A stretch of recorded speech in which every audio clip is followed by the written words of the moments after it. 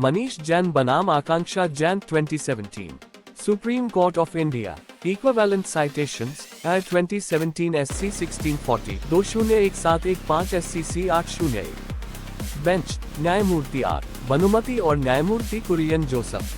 भूमिका introduction.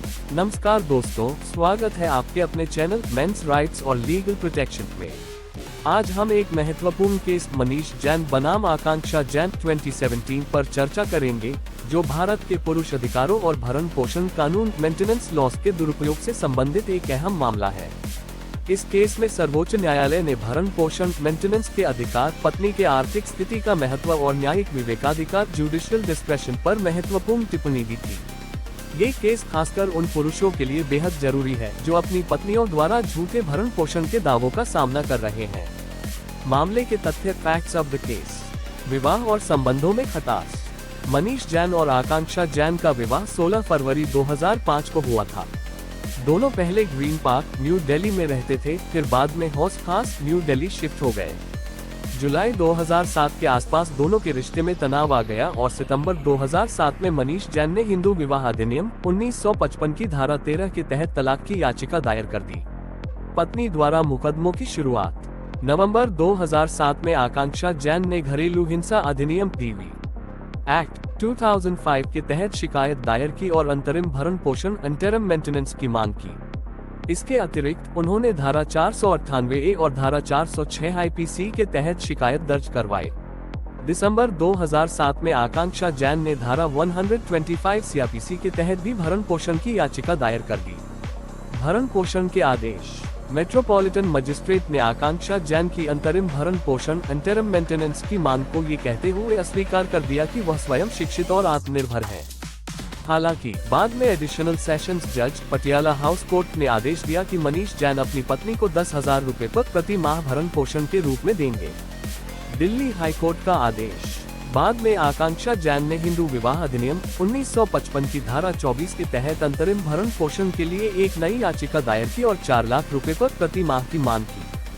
Delhi high court ने आदेश दिया कि मनीष जैन अपनी पत्नी को 60,000 रुपए प्रति माह अतिरिक्त भरण पोषण देंगे, जो पहले से 10,000 रुपीज प्रति माह के अतिरिक्त था।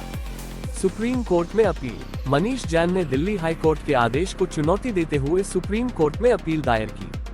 मामले में कानूनी मुद्दे इश्यूज इन द केस।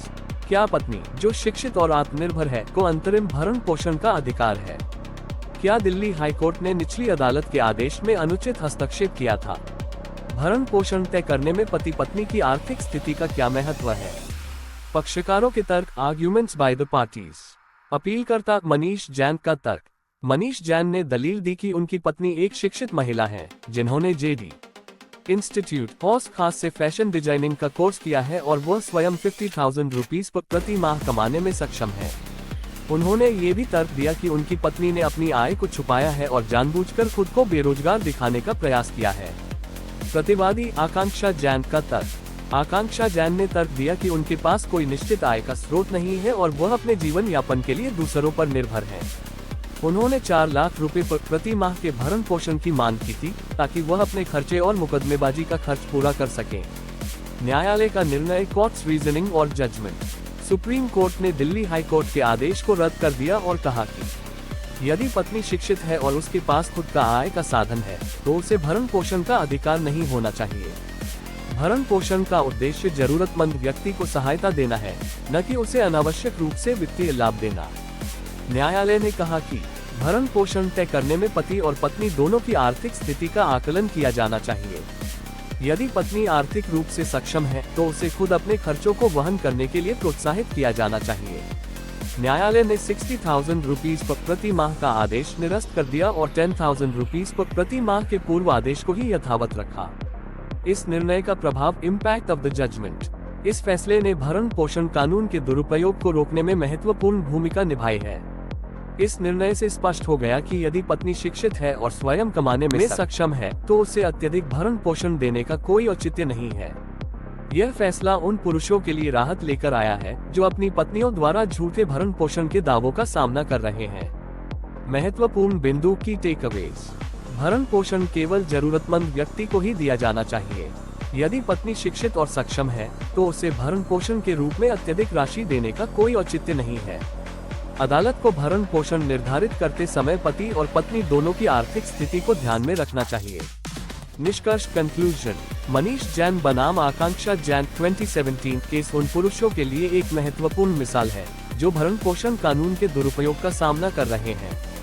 अगर आपको ये जानकारी उपयोगी लगी हो तो हमारे चैनल मेंस राइट्स और लीगल प्रोटेक्शन को सब्सक्राइब करें और वीडियो को लाइक व शेयर करना न भूलें। अगर आपके पास इस विषय से जुड़ा कोई सवाल है तो कृपया कमेंट सेक्शन में लिखें। आपके अधिकार, आपकी सुरक्षा, इसी उद्देश्य के साथ हम आपके लिए आगे भी ऐसे महत्वपूर्ण केसों पर चर्चा करते रहेंगे। धन्यवाद।